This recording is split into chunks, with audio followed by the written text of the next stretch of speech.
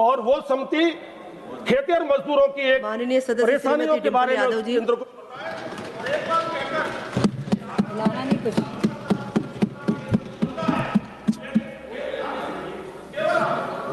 मैं धन्यवाद देना चाहूंगी अध्यक्ष जी का कि आपने मुझे कृषि मंत्रालय की अनुदान मांगों पर चर्चा में भाग लेने का अवसर दिया।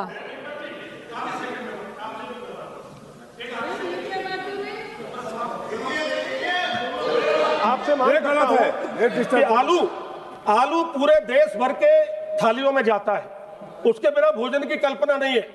तो आलू के किसानों के लिए एक आलू का बोर्ड भी बनाया जाए और जो कोल्ड स्टोरेज में आलू जमा होता है उनके हमारे कोल्ड स्टोरेज वालों को बिजली पर बड़ी सब्सिडी दी जाए या घरेलू बिजली की तरह उनको भार दिया जाए और जो उनको भार दिया जाए। और मैं धन्यवाद देना चाहूंगी अध्यक्ष महोदय जी का जिन्होंने मुझे कृषि मंत्रालय की अनुदान मांगों पर चर्चा में भाग लेने का अवसर दिया।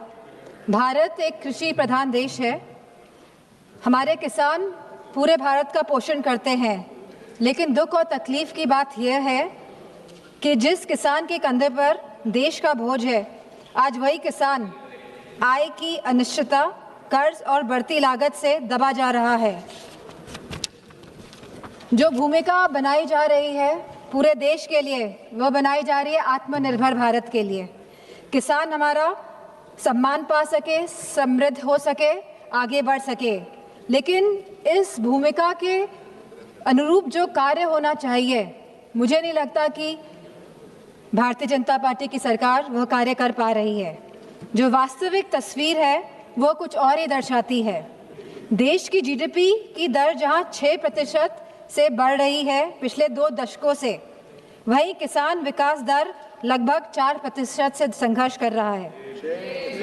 और फसल क्षेत्र जहां पे छोटा और सीमांत किसान निर्भर है, वो केवल 2% से रेंग रहा है। जहां सरकार ने वादा किया था कि किसानों की आय दुगनी कर देंगी, तो आज ये वादा आसमान छूने जैसा है। आज हमारे किसान भाइयों की आय केवल 8,000 से 10,000 रुपए तक प्रति माह सीमित रह गई है। और अगर हम फसल की खेती की वास्तविकता की बात करें तो यह आय केवल 3,800 रुपए प्रति माह तक सीमित रह गई है। जहां 46% देश की आबादी किसी कृषि क्षेत्र में है, वहीं आज हमारे किसान लगभग 50% किसान कर्ज में डूबा है। और पिछले 10 वर्षों में 10 लाख किसानों ने आत्महत्या करी है।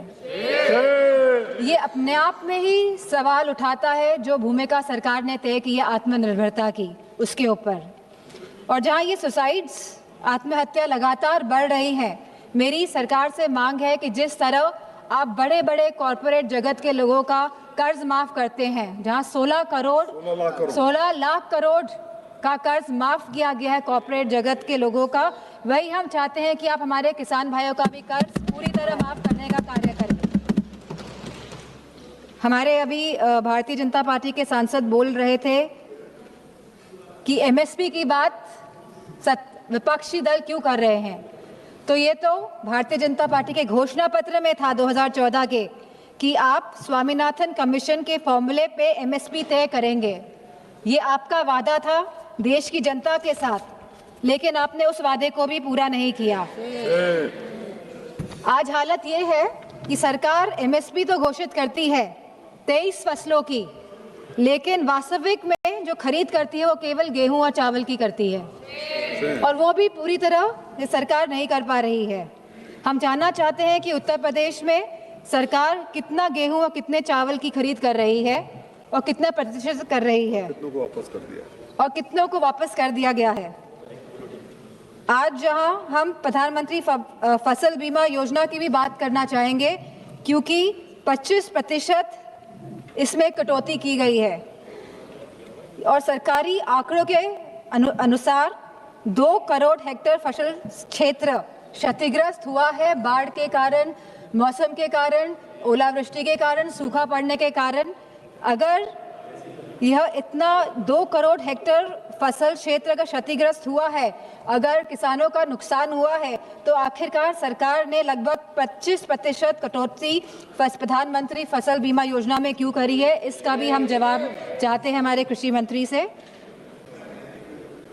आज जहां आत्मनिर्भरता की बात हो रही है, हम लोग लगभग 20% निर्भर हैं आयात पे दालों को लेकर और लगभग 70% खाद्य तेल को लेकर हम निर्भर हैं दूसरे देशों पर। तो हमारी मांग हमारे कृषि मंत्री से ये है कि दालों के लिए और तिलहनों के लिए एमएसपी वह सुनिश्चित करें, जिससे कि हमारा देश वाकई में आत्मनिर्भर बने, हमारे किसान आत्मनिर्भर बने। बजट की अगर हम फिस्कल आर्किटेक्चर की बात करें, तो जहां पे कैपिटल इन्वेस्टमेंट और रेवेन्यू एक्सपेंडिचर में तालमेल होना चाहिए, तो वहीं पे देखा गया है कि पूरा का पूरा जोर और पूरी की पूरी ढलान जो है वो रेवेन्यू एक्सपेंडिचर की तरफ जा रही है। हम फर्टिलाइजर्स की बात करें